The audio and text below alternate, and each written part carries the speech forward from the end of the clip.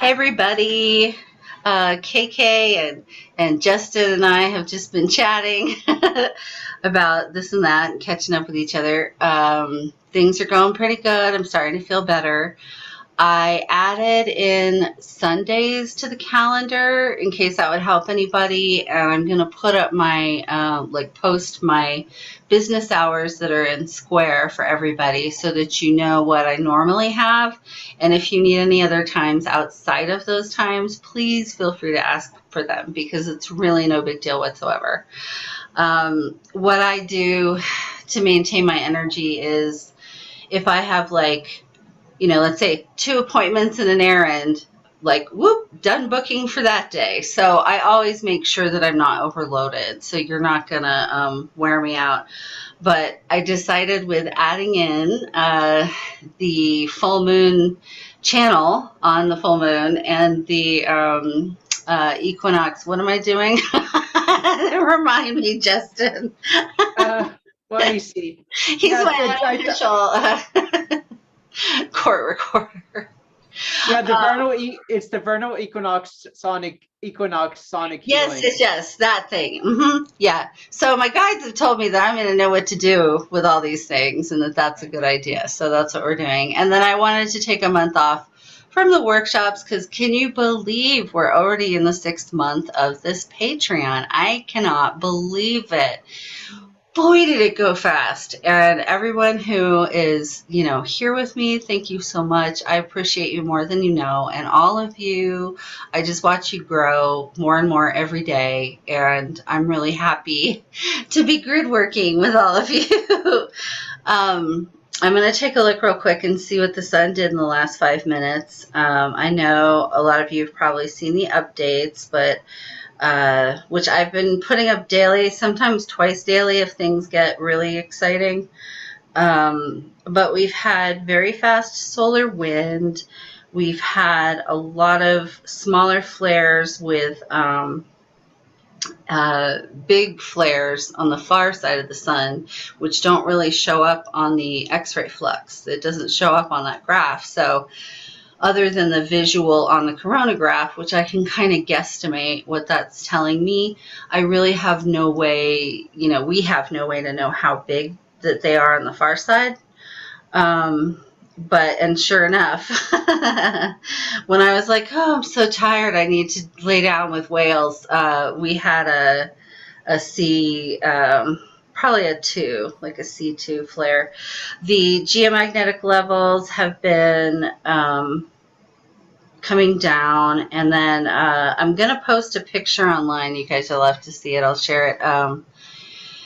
You know how I've been doing the manipulating of the Schumann resonance data to find different images in there. And this other guy, that one of our patrons, Heather, she sent me a screenshot of this because he had taken the Schumann resonance and mirror imaged it just from March 6th. And it makes like this castle. It's really amazing. I mean, when you look at it, you're like, I'll be damned, you know what I mean?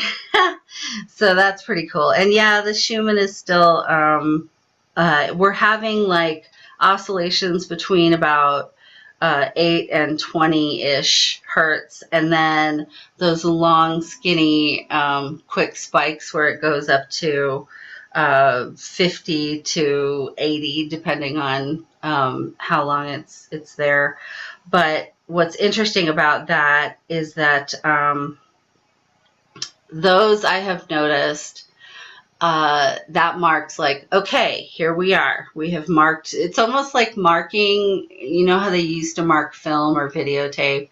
And it would be like, all right, this is a time code. So it's like these are time codes when we have those long, skinny blips, because I knew that all of this Schumann activity that we had over the last few days was like the big whoosh, here we go. And everybody was reporting feeling the energy rush of it and everything. So, whatever you've been feeling, that's legit. and it said the one that we had today will probably sideswipe our magnetic field today. It was an eruption of a filament. There were no sunspots involved, and it was a magnetic filament, which is really interesting because I have been watching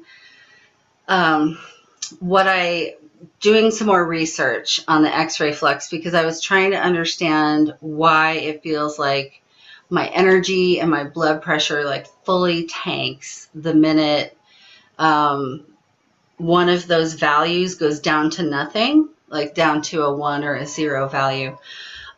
So I did some more research on the X-ray flux and the scale and what those lines mean. And so basically the blue and purple that's always on the bottom, that is the baseline background noise of the sun, just in general, its normal angstroms, right? And so the red and yellow line up above that shows us what's popping off, what's coming off of the sun that is not usual and the same as that background noise level. So all I could find online is that, so far anyway, is that when those lines, whether it's like the blue line or the red line up above, when those dip down, it's usually because there's some sort of a momentary eclipse from the moon or the earth, or they're doing some sort of programming on it.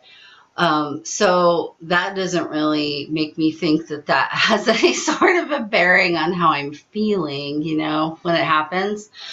But because my blood pressure really was weird yesterday. It was very strange. To the point where Serafina was like, go get yourself or your machine or both checked. So I'm not exactly sure what that is, but I just, I found a really good, and I will post this as well, but it's a good explanation of the amplitude of things, of these solar flares, how they're measured. So a C-class flare is going to be 100 times stronger than an A-class flare, for instance. So that's like 100 times stronger than the baseline. And then an M-class flare is 10 times stronger than that. So it's 1,000 times stronger than the baseline. And then an X-class flare is 10,000 times stronger. And that's when it's like an X. So as you go up, X.1, X.2, it gets bigger exponentially, the intensity of that. So that kind of gives you an idea of what magnitude that really is, those variances. So yeah, this last few weeks has been really strange with all of that Earth stuff. But I feel like we were really in a process of clearing things out and jumping into the time flow and all of that. And I know like world events are super sucky. I think that's part of the reason that I got sick, was like there was just too much happening at once. And so it put enough stress on me physically that it allowed that cootie to get me, which thankfully was not COVID. But at any rate, I've been posting the image of the artist painting the new world, painting over all of the destruction and chaos and violence. I've been posting that a lot because I really want to keep putting that in people's minds, because I know it may sound Pollyannic or unrealistic or anything, but as I've been doing this and I see other people doing similar things, like instead of their mind going to the worst possible outcome, they're going to, all of this is over as quickly as possible, and anyone who should not have control over other people's lives or destiny is removed one way or another, or has a change of heart, or whatever needs to happen for peace to be restored. And so it's been a very interesting thing watching stuff kind of unfold. But I am not concerned, all of my intuition, like I wasn't going to say back in December when I was doing predictions. Um, well, there's gonna be some major shit, but that's because I knew that we needed to be focusing our efforts on ourselves and working on ourselves internally, because the more peaceful we are in here and the more loving we are in here, the more that will reflect in the external world. It's just we need more of us, which is what we're all working on. And also, I didn't want people to have the worst possible scenarios in mind. So I'm not too concerned about this being a long, drawn-out thing or any kind. Mostly, it's almost like, and this does not at all minimize, because there are people who've already been lost, and it's a horrible experience for everyone who is in Ukraine. But so far, compared to what it could have been, it's been pretty minimal. The loss of life and the damage and whatnot. And I don't feel like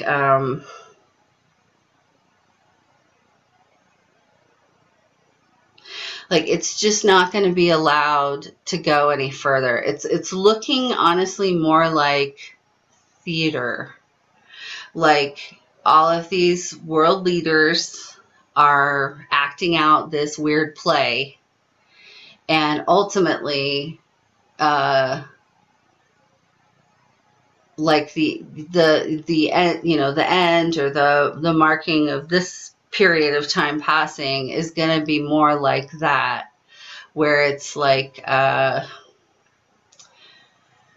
okay, and so then the bully, blah, blah, blah, and then the clown, yada, yada, and like all of these world leader archetypes, and then they finish whatever their little game is, and then we move forward, But it's tearing down and pointing out a lot of power imbalances, ways in which, like, the whole world, except for the people who are being oppressed by racism, but where all of the white people, let's say, in the world, even in this situation, are kind of showing in a glaring example the systemic racism throughout the world, because people who look like us are heroes, but people who don't, they're terrorists, or they're, refugees that we don't care about. You know what I mean? So I think all of those spotlights are being shown on all these things, and it's really going to make a difference. So I'm going to do the reading for the next month. This is for the Xanadu Collective, not the world. And so what I'm going to do is pull 3 cards from 4 different decks and just ask for different areas, aspects of self, and what will be most helpful to us, most useful to us during this time. I did some pre-shuffling, so let's see here.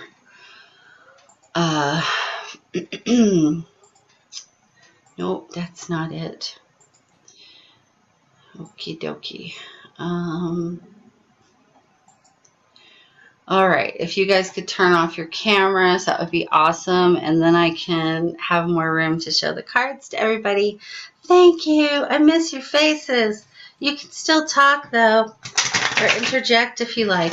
So first I'm going to draw 3 cards for our inner child, because I don't know about you all, but parts of this situation make me feel very wounded childlike, a little bit like I want my mommy, and also just kind of see, I always liked rain, but just the idea that it's a day where you can't go outside and play or something, the joy at ease has been sucked out of life for a minute and put us in this kind of state of not being so in touch with that part of ourselves. So let's see what our inner child wants us to know in the Xanadu Collective for this next period of time. Oh, this is nice. It's really nice. So our inner child, we got the beaver. It says, do your chores. And I think in this context, especially, not just with like material reality things, do those chores, dedicate time to that every day. But this is more like stick to what you need to do and what you can do and do that. And don't worry about what the rest of the world is doing. And then we have the unicorn. Use your imagination.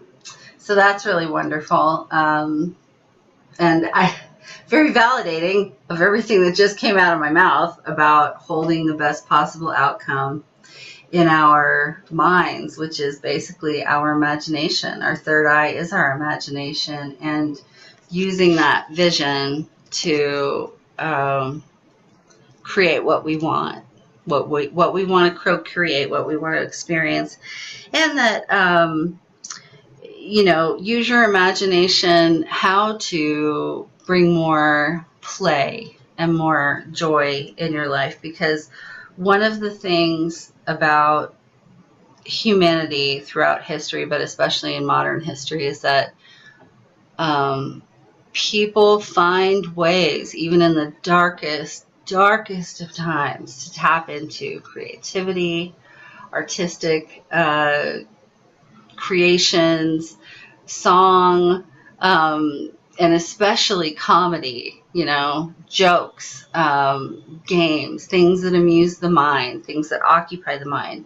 These are all very good to be engaging in right now, because anytime you're doing something that makes you feel happy or childlike or fulfilled in some way, that adds to the grid, that adds to what everyone else is doing, and it helps bring up that frequency. And then the cougar says, you can do it. So our inner child believes in us right now and our ability to make things happen as we want them to. And then I wanted to get some keepers of the light for us. This is for our highest self, who is sort of here and present and working with our highest selves, our higher dimensional selves, more expanded. Still working on that hierarchical language thing that drives me a little crazy.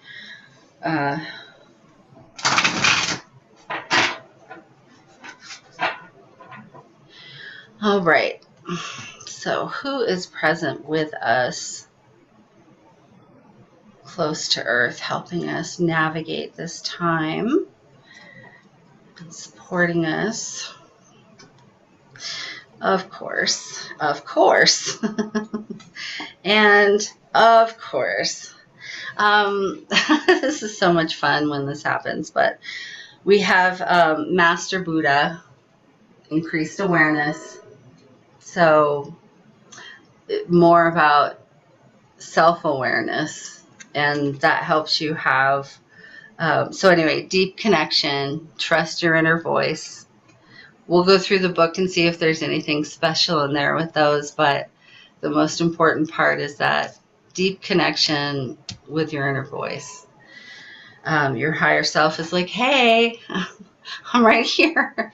Listen to me when you're having a hard time.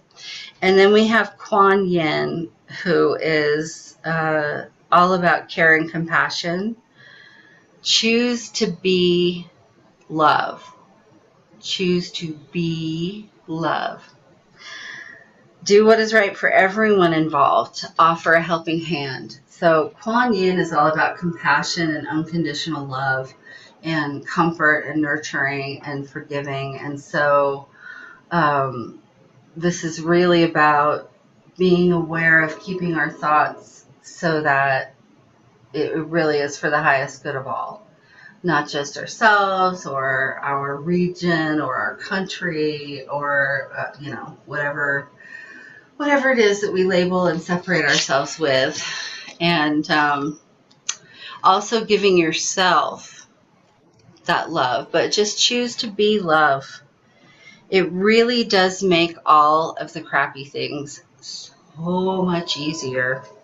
I may try this month to throw in an extra Zoom at some point. This will sound terrible, but just to talk about my experience over the last, I guess, is it only 3 months? No, 4 months. Okay, thank you. It feels much longer. Being on dating apps and going through that experience, because sometimes it can be really awful, but I've learned so much about setting my own boundaries, honoring myself, choosing myself in that process. Whereas I can see the difference how in the past I would have either just like given up and quit because this is too hard, or like when things came up, instead of going, okay, we're just not aligned and I'm going to bail out of this now, be like feeling like I had to fix it or make it work or something. Something dysfunctional for sure with attachment style and with relationship behavior. So that has been a really interesting experience. But part of that has been having to just keep loving myself, being love, and having a deep connection and trusting my inner voice. Because there were a couple of guys who turned out to be pretty wackadoodle and kind of scary, who, if I had not followed my intuition and just like dug a tiny bit deeper and just gone out on a date with them or something, I could easily have seen myself getting roped into a really nasty situation. So hopefully not with like ropes and a tarp involved or anything. But so then we got the Miriam, which is sacred vision. Choose to forgive in order to heal. See the light in all. Remember that love has no boundaries. So I really think this has a lot to do with the whole idea of thinking about love and about highest good and about the best outcomes of things, merging timelines and knitting timelines together. The best, highest way for everybody is considering everyone in the situation, not this country or that country or this party or that party or any of those things which divide us. And not saying that any objectifiably wrong behavior is okay. That is not okay. There are actions and choices, and those have consequences. But as far as, the way we are putting our spirit out there and focusing our minds and hearts on things, we can see the humanity in everyone as much as we're able. We're all here having a human experience and getting a frog in my throat constantly.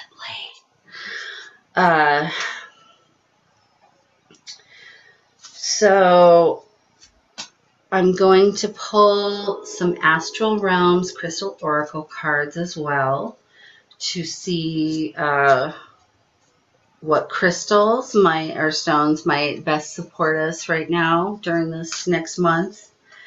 There's a lot of change and momentum, expansion. You're probably all going to start, I think the energy's been really stuck and we've kind of been slogging through things and sort of in that waiting mode. And a lot of us are still a bit in the, like, we're if we're in a horse race, we're in the chute, we're waiting for the gate to open. But it may not be time just yet, but it's going to be soon. But you're probably feeling that rush of energy, and as you start doing things, you may have that shot out of a cannon feeling again, like we had at the beginning of January. That was another thing.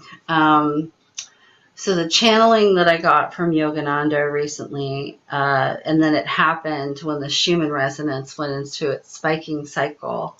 That is all about how we used to do this every 6 months. Now we're doing it about every 6 to 8 weeks, where there's another jumping off point for the forward momentum of the collective timeline, the time flow, and that liquid time that more and more of us are jumping into.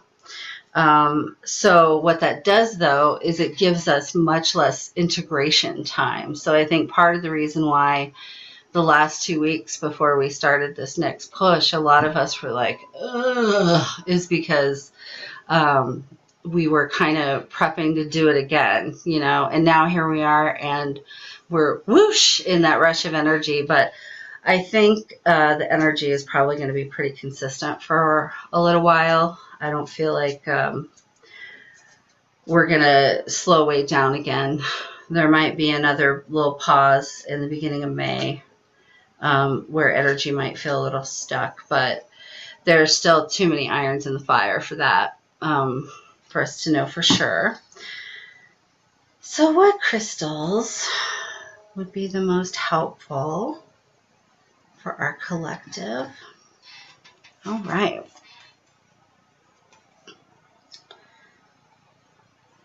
We have red jasper, which is kind of cool because I have that necklace that my son gave me that he got from Comic-Con. I know it's hard to read these because they're so pale, but it says Edmund Star, Conviction, and red jasper. So conviction, very interesting, right? Sticking to what we believe in. Again, trust your inner voice. So that'll help us have conviction as we're going through this process, and supporting the world. And then we have interesting. I'll have to look at the book because I'm not even sure. It's called Super 7. It just looks like a regular old crystal, but really cool looking, but it's direction. So finding your direction, and then Alrisha's star. So we'll see what it says in the book about that. But I have never heard of that as the name of a crystal before. I'm trying to get one of our patrons to come on something, and maybe she would do it in this setting, because she just sent me a cool thing about working with different crystals one at a time, communicating with them, inviting them to their light codes to come through, whatever they need to teach you. And then we have labradorite, which is boundaries. That's funny. And that has to do with your south node. But that's pretty hilarious because I was just talking about boundaries. I don't even know if I have any labradorite. I'll have to ask my kiddo if we have that downstairs. So we will take a look at what those mean in more detail in a moment. I love these cards so much, but they're a real challenge to shuffle. And then lastly, I'm going to use the Beyond Lemuria to represent the connection between us and Gaia and Source right now, and what is going to help us the most in the collective.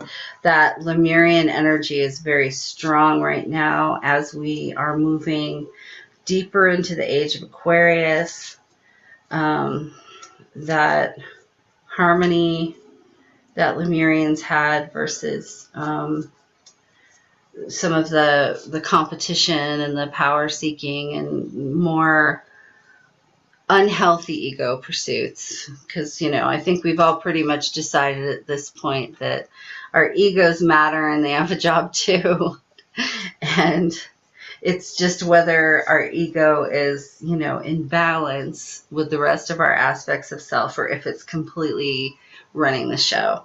I like to think of it like letting your 12-year-old drive everywhere. like putting them in the driver's seat every time you leave the house. You wouldn't want to do that in real life. And you don't want to do it psychologically or spiritually either.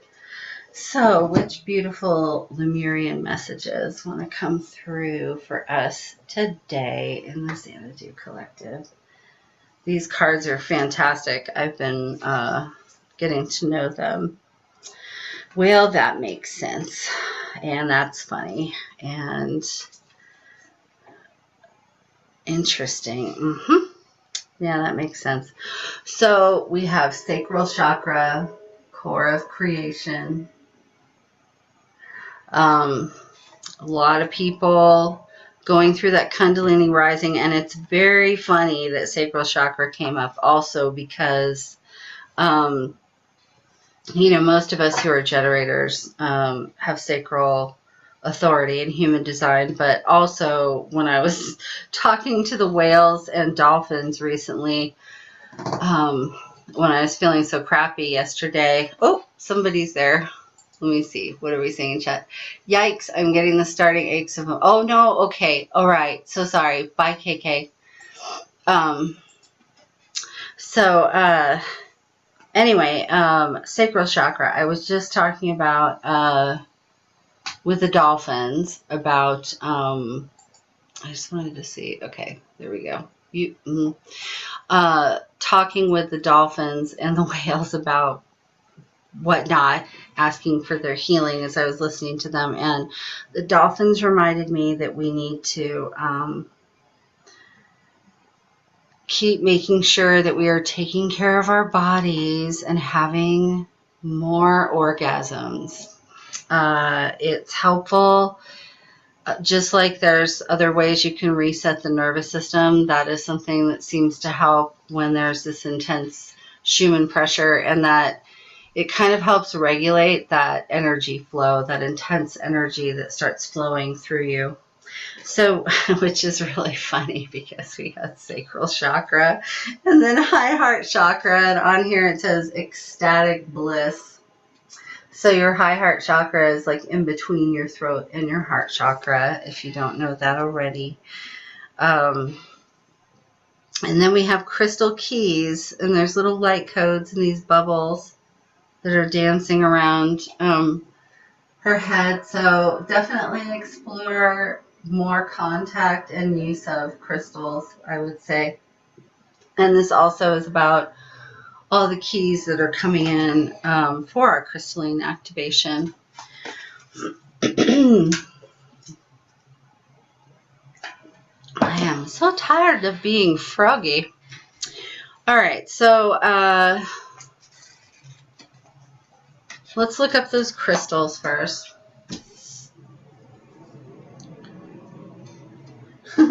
We got 20, 21, and 22 with some of the cards. It's kind of funny. Okay, so number 20 is the Super 7. So interesting. All right, 20, 20, 20.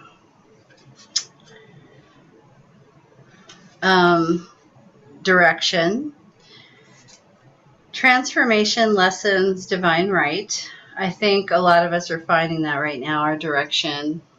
It says, where is your true north? We're all in search of what sets our soul on fire. And a way to find your spiritual direction is to go through the shamanic medicine wheel. So this is a bit like the self wheel that I use with those shaman shields, where the different directions represent different parts of ourselves. Alrisha is the brightest star in the constellation of Pisces. Of course it is, because there's like so many planets in the Pisces right now. Alrisha means knot in Arabic and indicates the link that connects the two fish of the Pisces constellation together. This knot is also a representation of connecting your human experience and your divine self. So this Super 7, it's a Super 7 crystal. So that's very cool. But this is supposed to help you find direction and know where your best direction is. And then the boundaries, the labradorite. So these are laws you set for yourself. You will have limits of what you accept, agree to, give into, and be pushed to, and so on. We've all been asking to, we're all being asked to really look at what our boundaries are and keep honoring ourselves. Justin will like that it says the zodiac placements in your natal chart can offer you insight into why you may or may not be allowing yourself to set the boundaries you crave. So the labradorite can help move out your fears and feelings of insecurity around all of that.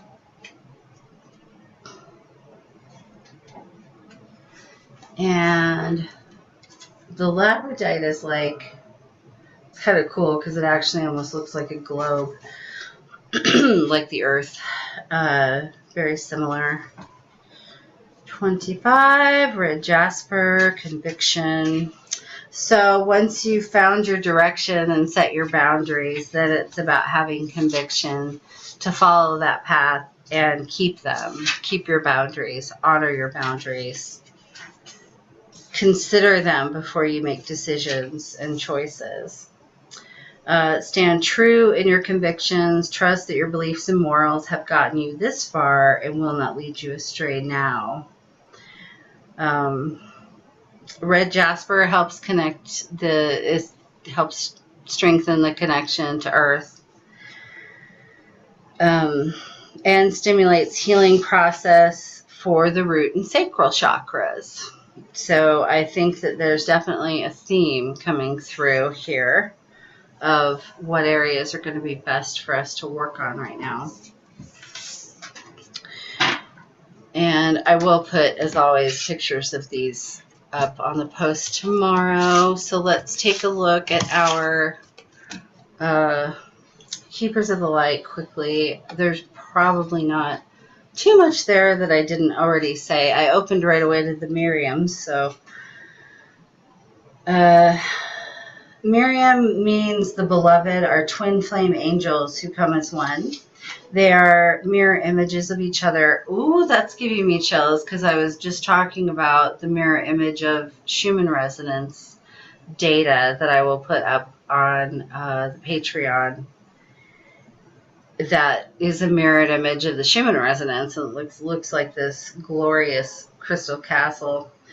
They're the angels who appeared to Mary Magdalene in the tomb of Jesus after his passing. These angels spoke directly to Mary and helped her move beyond her grief so that she was able to commune with Jesus once more. So this is about grieving. This is about helping us move beyond our grief, which is really tough right now because it feels like as soon as we get a pause to process like what's happened the last few years or the last year, whatever's happened to you recently, there's new things. So it's been this constant process of grief and healing and letting things go. So they're here to help you have that space of healing and forgiveness. And then Masta Buddha.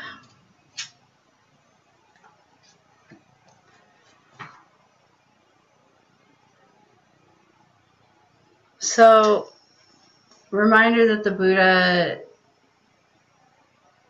made sacrifices and gave up worldly possessions. He was a very wealthy prince and sought enlightenment to end the suffering in the world.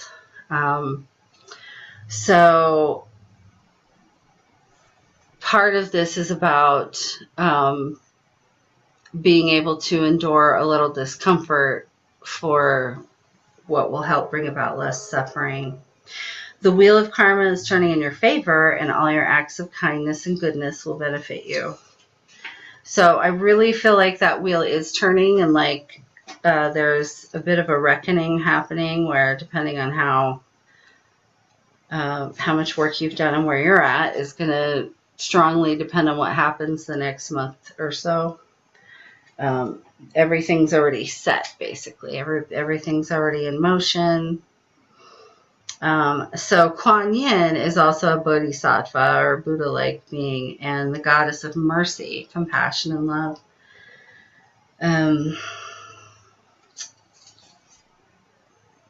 She has a strong connection to healing energy, in particular Reiki, and encourages people to offer care, forgiveness, and compassion to themselves and others.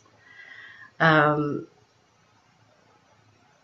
Keepers of the Light want to acknowledge all the service and commitment you have offered to others. You are all love.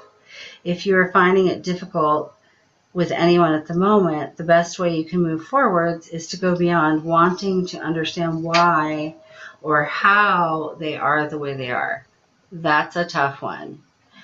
But it's one of the things we're being asked to do. Move beyond their behavior, mistakes, and challenges. This is helping you see that those around you do have the best intentions, even if it doesn't always seem that way. Compassion and greater understanding is what will serve you best right now with your highest self working out there in the world for the greatest good. And then beyond Lemuria, 3/6/22.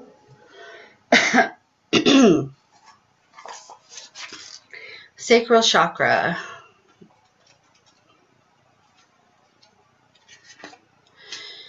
Core of creation, feelings, emotional responses, pleasure, sensuality, intimacy, connection, letting go, creativity, sacred sexuality, passion, healthy boundaries, valuing the body. So our sacral chakra does have a lot to do with boundaries. Like, they emanate from our solar plexus, but that sacral is the root of that creation and also of vulnerability. Ecstatic moment of conception for a project or new life. So drop into the passion, intimacy, and loving connection with whatever you are birthing into the world and with whomever you have chosen to co-create with. This sounds like a really auspicious thing, whether it's for relationships or for creations, projects, new directions in life. I know a lot of you have new things going, and that's pretty exciting. High heart chakra, ecstatic bliss, divine love, spiritual compassion, oneness through heart-centered bliss, gratitude, giving love, dharma, patience, joy. Consider your life purpose by exploring what allows you to give in joy. So approach your choices, your actions, how you come at things from that place of divine love and joy as much as possible, and you will have the best cooperation between your connection with Source and Earth. And then we have crystal keys. Hidden wisdom codes, potent information, Lemurian seed crystals. I really want to get one of those. Seeing your triggers as a gift.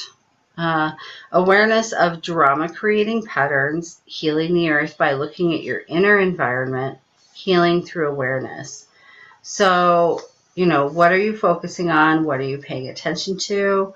If you're continuing to have the same sorts of difficulties or conflicts in your life, all we can control is ourselves. So it can be beneficial to look at how we are coming at it, either energetically or with actions or words. And if there's a pattern there, what could we be doing differently? How could we handle it differently?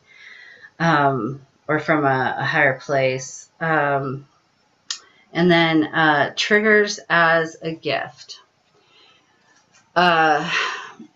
This is funny because this is kind of something I've been doing, and it's part of what helped me probably not lose my mind this last few weeks, to be honest, because there were a lot of things, and every time something came up, I just went, okay, there is something in me that is reacting to this experience right now. And I am being asked to heal it, release it, process it, do something with it. So how can I best use this to make myself stronger, more whole, more stable in consciousness expansion? Be inspired to find the wisdom hidden in those times when you feel triggered. There is so much information within our raw and intense reactions that when you choose to be present with what is coming up and peel back the layers, great spiritual insight will unveil itself in a way tailored just for you. So it's about taking those things that do trigger us and making the effort to zoom out and see the bigger picture. Because oftentimes when we do that, it's like, okay, now I know why I'm really getting so upset about this. Because you may think on the surface that just from an objectifiable point of right and wrong, that's the reason that you're having such a strong reaction. But you've all probably heard that saying, if you're hysterical, it's historical, meaning that if something elicits such a strong reaction from us, there's a good chance that it is deeper than just that surface morality that we're reacting from. It has more to do with past experiences or some kind of wound that we haven't healed, that those buttons are being pushed. Whew. Well, I'm losing my voice, so I will bid you adieu for tonight. I don't think I see you again until next Monday, and I think that's the one where I'm going to be breaking down the love expansion moves. So keep sending that love out to the world and running that through yourself and turning the mirror of your beautiful unconditional love back on yourselves, because it's important to have that really comforting, nurturing, loving relationship with yourself right now. That is our foundation for having that tree with all the branches that connect to everybody around jazz hands, so that we have that wide branch, that wide tree of connection and healthy engagement with others. And just remember, you don't have to directly love the difficult people, and you don't have to tolerate their bad behavior, but try to send love to them anyway.